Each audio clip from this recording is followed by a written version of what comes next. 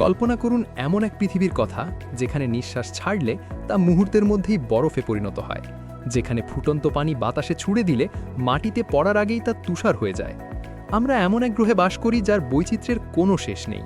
একদিকে যেমন সাহারা মরুভূমির প্রচণ্ড দাবদাহ রয়েছে, অন্যদিকে রয়েছে মেরু অঞ্চলের হাড় কাঁপানো শীতল তুষারপাত। আধুনিক এই সভ্যতায় আমরা যখন সামান্য শীতে জবুথবু হয়ে পড়ি, তখন এই পৃথিবীরই কিছু প্রান্তে মানুষ বসবাস করছে হিমাঙ্কের 50 থেকে 60 ডিগ্রি সেলসিয়াস নিচে।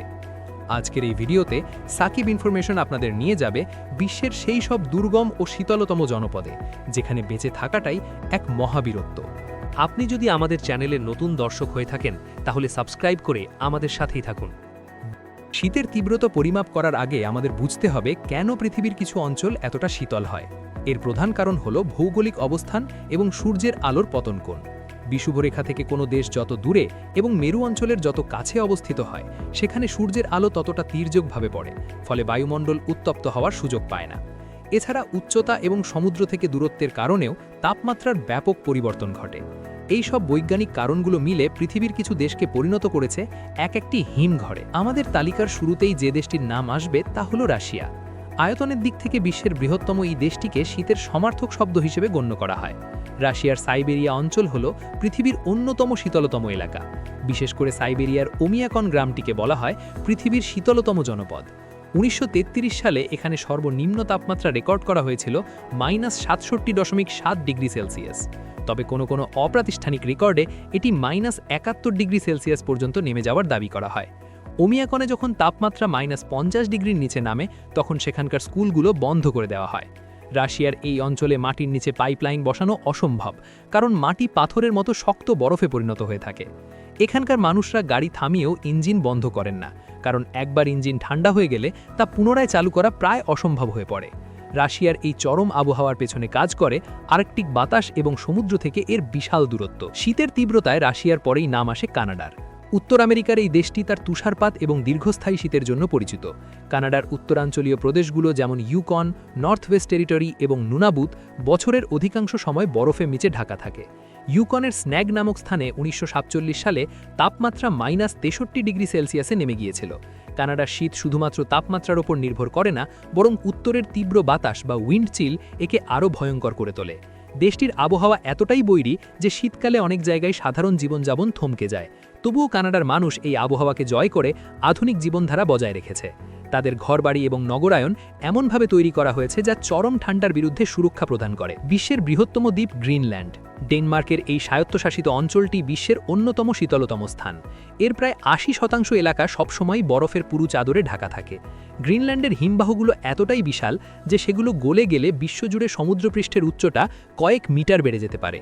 এখানকার উত্তর বরফ গবেষণা স্টেশনে তাপমাত্রা -66 ডিগ্রি সেলসিয়াস পর্যন্ত রেকর্ড করা হয়েছে। গ্রিনল্যান্ডে মানুষের বসবাস মূলত উপকূলীয় অঞ্চলগুলোতে, যেখানে তাপমাত্রা কিছুটা সহনীয়। তবে দ্বীপের ভেতরের অংশগুলো সম্পূর্ণ মানববসতিহীন এবং তুষার মরুভূমি। মেরু অঞ্চলের এই দেশটিতে শীতকালে টানা কয়েক মাস সূর্যের দেখা পাওয়া যায় না, যা পরিবেশকে আরও নিস্তব্ধ ও শীতল করে তোলে। যুক্তরাষ্ট্রের নাম শুনে হয়তো অনেকে অবাক হতে পারেন, তবে আলাস্কার কারণে যুক্তরাষ্ট্র বিশ্বের অন্যতম শীতল দেশের তালিকায় স্থান পেয়েছে।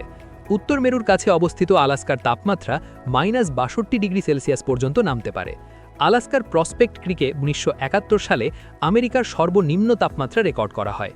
এখানকার ভৌগোলিক অবস্থান এবং সুউচ্চ পর্বতমালা শীতল বায়ুকে আটকে রাখে, যার ফলে দীর্ঘস্থায়ী ও তীব্র শীতের সৃষ্টি হয়। আলাস্কার আদিবাসীরা বহু শতাব্দী ধরে এই চরম আবহাওয়ায় বেঁচে থাকার কৌশল আয়ত্ত করেছে, যা মডার্ন সায়েন্সকেও মাঝে মাঝে অবাক করে দেয়। মধ্য এশিয়ার দেশ কাজাখস্তান তার চরম ভাবাপন্ন জলবায়ুর জন্য পরিচিত। দেশটির নতুন রাজধানী আস্তানা বা বর্তমানে নূর সুলতানকে বলা হয় বিশ্বের দ্বিতীয় শীতলতম রাজধানী। কাজাখস্তানের শীতকাল অত্যন্ত রুক্ষ এবং দীর্ঘ। এখানে -40 থেকে 50 ডিগ্রি সেলসিয়াস তাপমাত্রা হওয়া খুব সাধারণ বিষয়। মজার ব্যাপার হলো কাজাখস্তানে গ্রীষ্মকালে আবার প্রচণ্ড গরম পড়ে। সমুদ্র থেকে অনেক দূরে এবং সমতল ভূমি হওয়ার কারণে সাইবেরিয়ার ঠান্ডা বাতাস সরাসরি এই দেশে প্রবেশ করে কোনো বাধা ছাড়াই, ফলে এখানকার বাতাস অত্যন্ত তীক্ষ্ণ এবং হাড় কাঁপানো হয়। মঙ্গোলিয়া হলো এমন এক দেশ যেখানে প্রকৃতি তার কঠোরতম রূপ ধারণ করে। মঙ্গোলিয়ার রাজধানী উলানবাটার বিশ্বের শীতলতম রাজধানী হিসেবে পরিচিত। এখানকার গড় তাপমাত্রা হিমাঙ্কের নিচে থাকে। মঙ্গোলিয়ার অধিকাংশ মানুষ যাযাবর জীবনযাপন করে এবং তারা বিশেষ ধরনের তাঁবুতে বাস করে, যা গের নামে পরিচিত। উচ্চভূমি এবং সমুদ্র থেকে দূরত্বের কারণে মঙ্গোলিয়ার আবহাওয়া অত্যন্ত শুষ্ক এবং শীতল হয়। স্ক্যান্ডিনেভিয়ান দেশগুলোর মধ্যে ফিনল্যান্ড, নরওয়ে এবং আইসল্যান্ড শীতের স্বর্গরাজ্য হিসেবে পরিচিত, তবুও এদের তাপমাত্রা রাশিয়ার মতো চরম নয়। এর কারণ হল আটলান্টিক মহাসাগরের উষ্ণ স্রোত, যা উত্তর ইউরোপের উপকূলীয় অঞ্চলের তাপমাত্রাকে কিছুটা নিয়ন্ত্রণে রাখে। তবুও ফিনল্যান্ডের ল্যাপল্যান্ড অঞ্চলে তাপমাত্রা -45°C পর্যন্ত নেমে যেতে পারে। ফিনল্যান্ডের মানুষ শীতকে উপভোগ করতে শিখেছে। তাদের সংস্কৃতিতে সাউনা বা বাষ্পোষণের গুরুত্ব অপরিসীম, যা তাদের শরীরের রক্ত সঞ্চালন ঠিক রাখতে সাহায্য করে। অন্যদিকে আইসল্যান্ডে শীতের চেয়ে হিমবাহ এবং আগ্নেয়গিরির সহাবস্থান বেশি দেখা যায়। যদিও এর নাম আইসল্যান্ড, তবুও এর তাপমাত্রা উত্তর আমেরিকার অনেক অঞ্চলের চেয়ে বেশি থাকে। শীতপ্রবণ এই দেশগুলোতে বেঁচে থাকার লড়াইটা মোটেই সহজ নয়। এখানকার মানুষের খাদ্যাভ্যাস, পোশাক এবং ঘরবাড়ির নকশা পৃথিবীর অন্য সব অঞ্চলের চেয়ে আলাদা। তারা প্রোটিন সমৃদ্ধ খাবার বেশি গ্রহণ করে এবং পশুর চামড়া বা আধুনিক সিনথেটিক ইনসুলেশন ব্যবহার করে শরীরকে গরম রাখে। এই অঞ্চলে জীবন অনেকটা ধীর গতির হয়ে যায়, কিন্তু বিজ্ঞানের জয়যাত্রা এই বরফ শীতল এলাকাগুলোতেও মানুষের বিচরণ নিশ্চিত করেছে। এখন সেখানে আধুনিক হিটিং সিস্টেম, বিশেষ যান এবং যোগাযোগ ব্যবস্থা গড়ে উঠেছে। তবে একটি বিষয় আমাদের গভীরভাবে ভাবিয়ে তোলে।